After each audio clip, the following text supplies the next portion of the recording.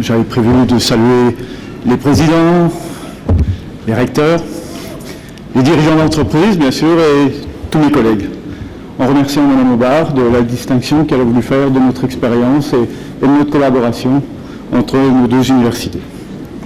Alors mon idée est simplement de vous présenter l'expérience de notre université en matière de professionnalisation et de partenariat avec les entreprises. Je suis directeur des études, ça veut dire que j'organise les activités pédagogiques au sein de la composante que je représente. Et donc je vais partir de cette base, la formation, pour aller en direction de tous les partenariats qui existent en France, dans notre région en Alsace, entre justement l'université et l'entreprise.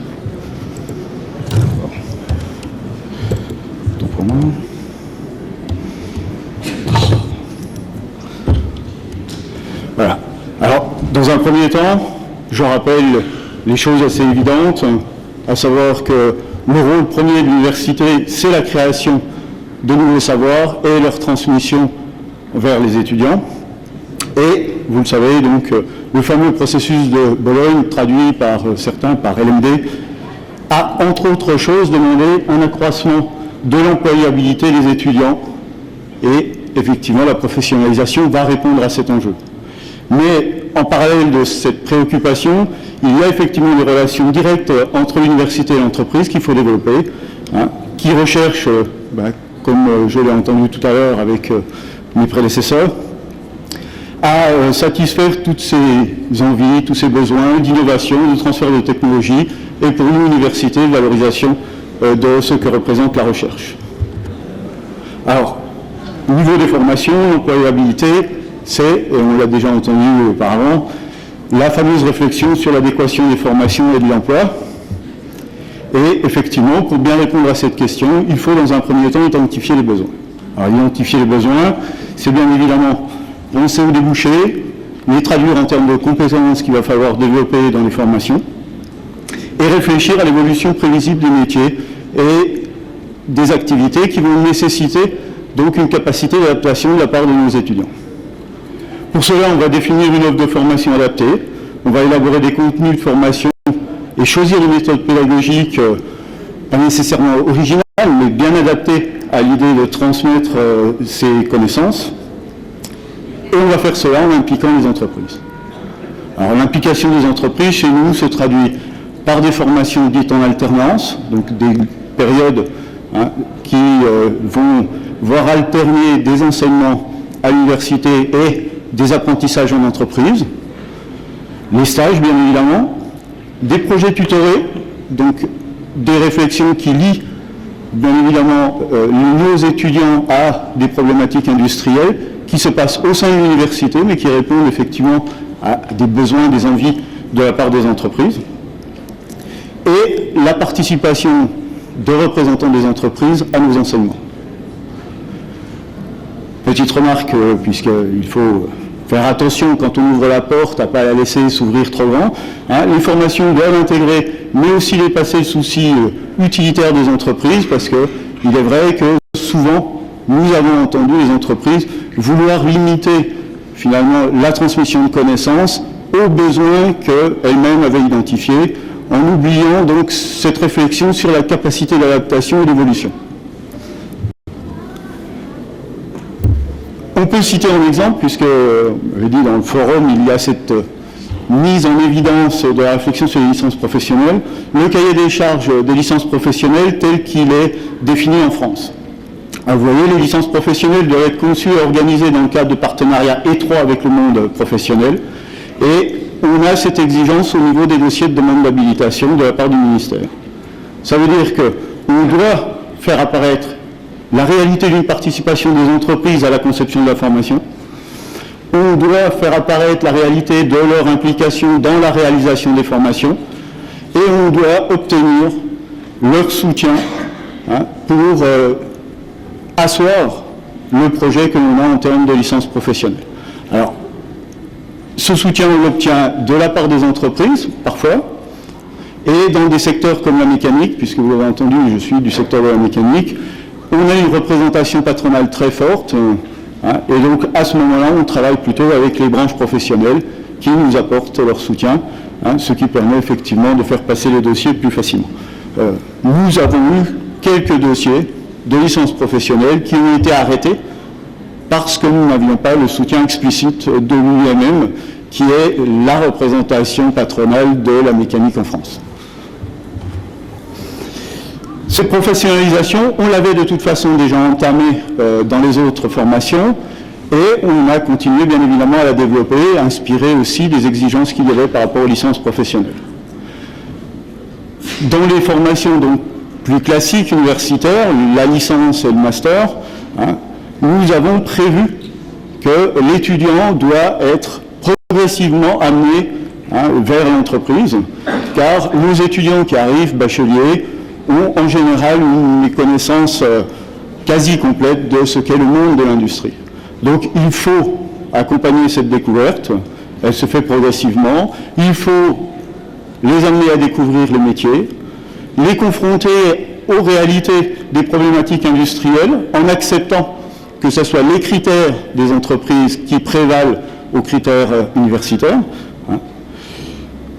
Élaboration du projet professionnel personnel, donc ça on en avait parlé, je ne sais pas si parmi vous il y a des gens qui ont le souvenir des interventions de mon collègue Christian Berman l'an passé, avec l'expérience de ce que nous appelons l'accompagnement au projet étudiant.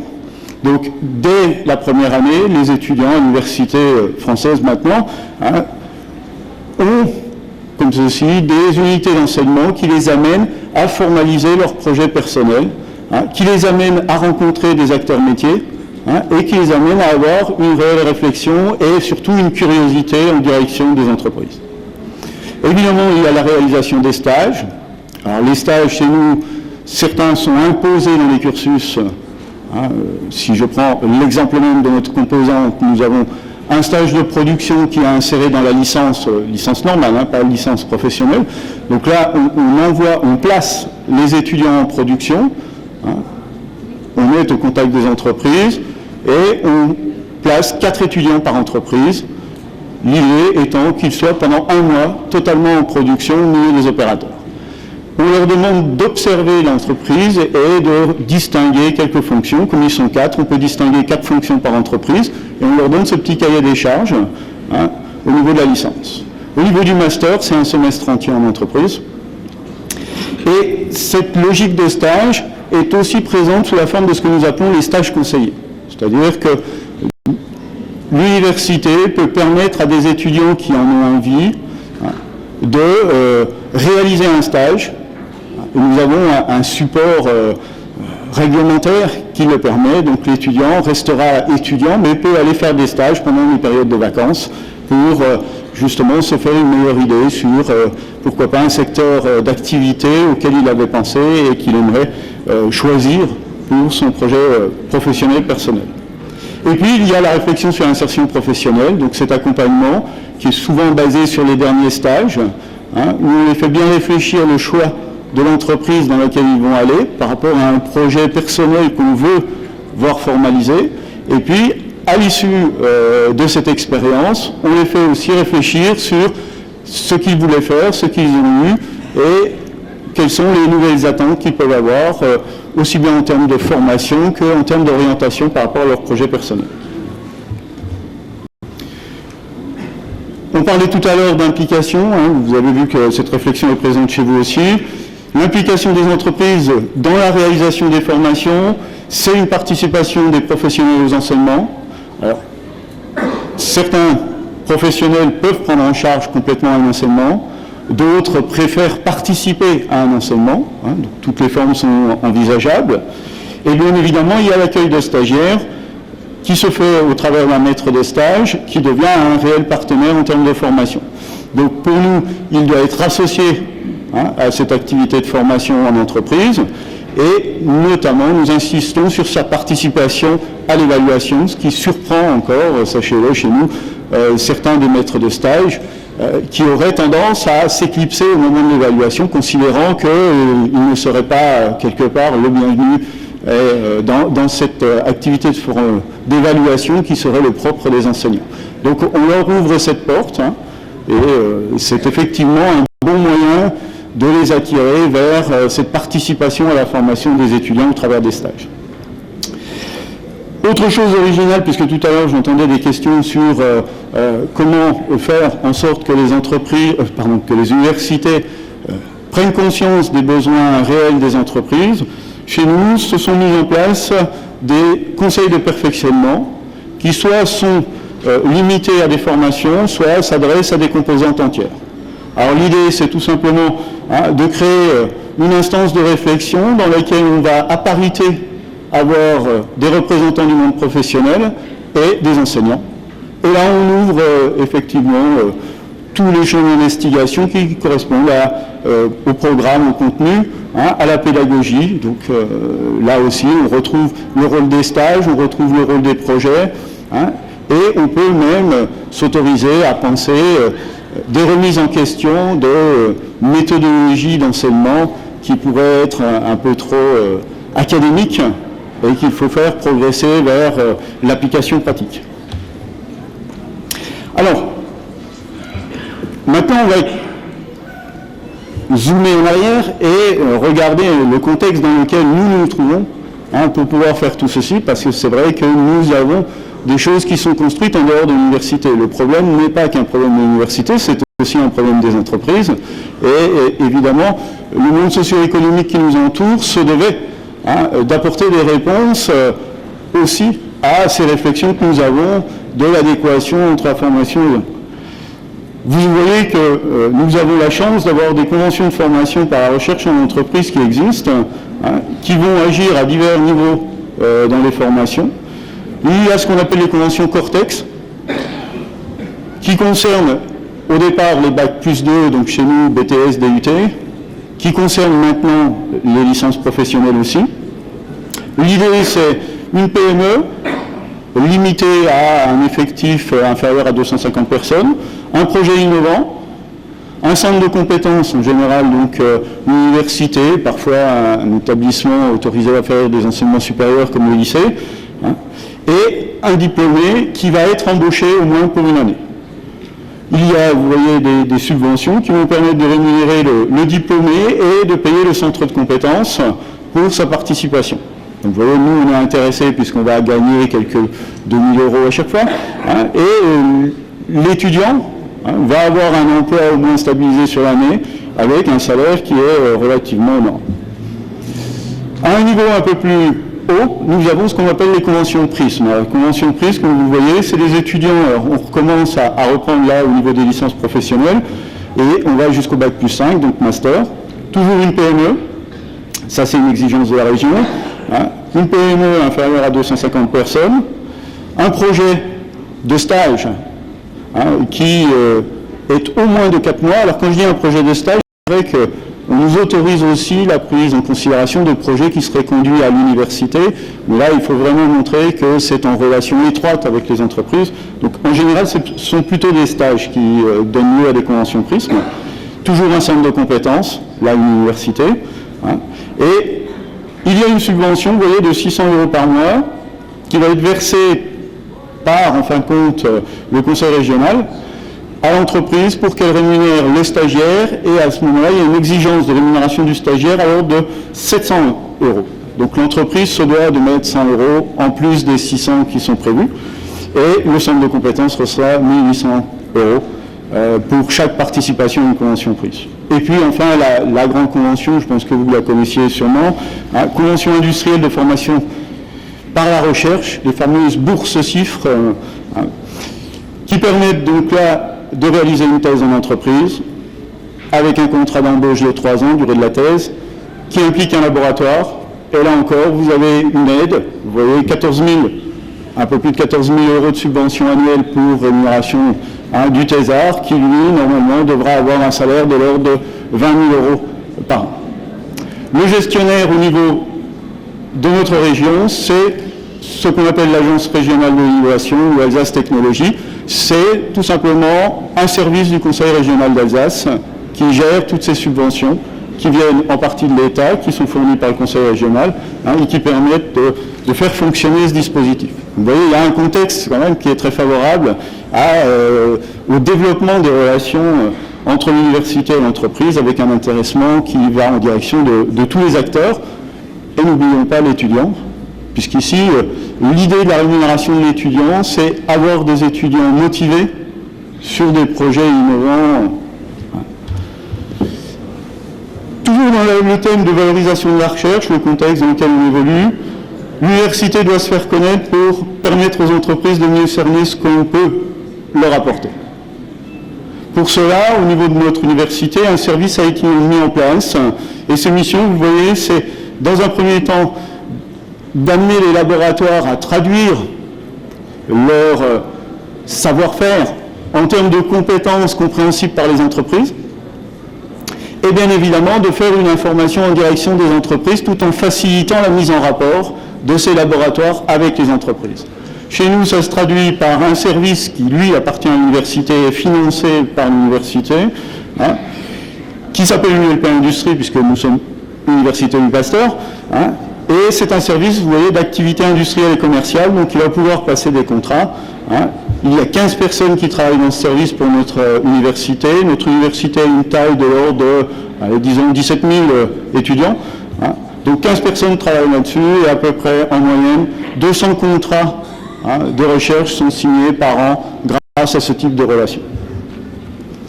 Toujours dans la logique de valorisation de la recherche, mais là, on sort un peu de l'université, c'est un partenariat région-université, la création d'un service qu'on appelle l'incubateur d'entreprise, dont la mission pour nous est de favoriser la valorisation de la recherche à travers la création d'entreprises. Un nom, vous voyez, un peu barbare, SEMIA, où évidemment chacun apparaît, présidé par la région, qui va orienter bien évidemment ses choix, labellisé par le ministère. Alors je ne mets pas lequel parce que vous savez que chez nous on change. La première fois c'était le ministère de la Recherche et de la Technologie. Maintenant tout ça est réuni dans un autre ministère, mais disons que le ministère dont dépend l'enseignement supérieur, la recherche, l'innovation.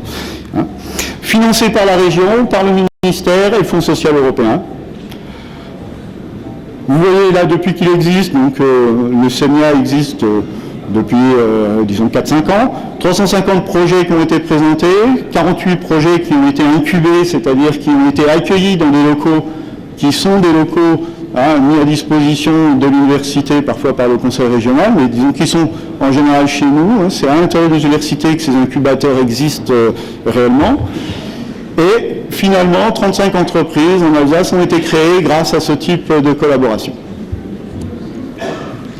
Dernière chose, là aussi vous avez dû en entendre parler, on arrive au niveau de l'État, donc vous voyez toujours le contexte avec ce zoom arrière, la naissance des pôles de compétitivité en France. L'idée est de fédérer les entreprises et les laboratoires autour de projets innovants afin de renforcer l'excellence des entreprises et de créer de nouvelles activités. Ça, c'est l'État qui oriente. La mise en œuvre, création de réseaux regroupant des petites et moyennes entreprises, donc toujours ces exigences de travailler sur des petites structures industrielles. L'idée n'est pas de répondre seulement aux besoins des grands groupes, mais vous allez voir que les grands groupes sont impliqués. Donc création de réseaux regroupant les PME, les laboratoires, les instituts de formation, autour des grandes entreprises, les voici, qui ont un rôle moteur et facilitateur. Donc l'idée, c'est vraiment d'utiliser les grands groupes industriels pour qu'ils aident tout le monde à progresser en direction des besoins d'innovation du secteur professionnel. Association étroite de l'État et du marché afin de partager les risques. Donc là, il y a un fonds de financement qui va être mis en place. Et donc, il n'y a pas que l'industrie qui, quelque part, finance cet outil. Une obligation, l'initiative des projets revient aux industriels. Donc ça, c'est une chose à laquelle vous devez penser. C'est l'idée que, OK, c'est aux industriels de nous dire ce qu'il y a à faire. Ce sont les mieux placés. Alors, il est vrai qu'on fonctionne avec un feedback rapide, puisque dans certains cas, ce sont les universitaires, voire l'État, les collectivités locales, qui ont convaincu les grands groupes à bien vouloir participer à certains pôles de compétitivité, mais disons qu'il faut de toute façon avoir ce saut des grands groupes industriels derrière un projet innovant. Actuellement, 66 projets ont été retenus, hein, et sur la base initiale, parce que le budget est en augmentation, sur la base initiale de 1,5 milliard d'euros pour 2 ans. Hein, donc toujours pour vous montrer qu'il y a vraiment un contexte favorable qui vient aussi de l'extérieur de l'université, c'est pas à l'université de faire tout. Voilà, et pour conclure, je dirais voilà, université-entreprise, c'est simple, ce sont effectivement deux partenaires tout à fait naturels, on est bien d'accord, mais qui doivent apprendre à mieux se connaître, s'apprécier et à développer les coopérations respectueuses de la vocation de chacun. Voilà. Et ça, je dirais, on insiste régulièrement là-dessus. L'université reste ce lieu de création des savoirs et de transmission de savoirs. Ce n'est pas que ce lieu qui donnerait des outils pour justement des compétences professionnelles identifiées par les industriels. Et bien évidemment, l'industrie fonctionne avec d'autres impératifs que l'université. On en est conscient, on doit intégrer cela et on doit accepter ces impératifs qui sont liés bien évidemment souvent à une logique financière de rentabilité. Voilà. Je pense que j'ai fait le tour de ce qui existe en Alsace pour faciliter ces relations entre notre université et les entreprises qui nous entourent. Et puis, comme le disait Mme Lédard, on a, disons, 2 jours pour, de toute façon, répondre à des questions que les uns et les autres pourraient avoir quant aux outils que nous avons la chance d'avoir autour de notre université. Merci.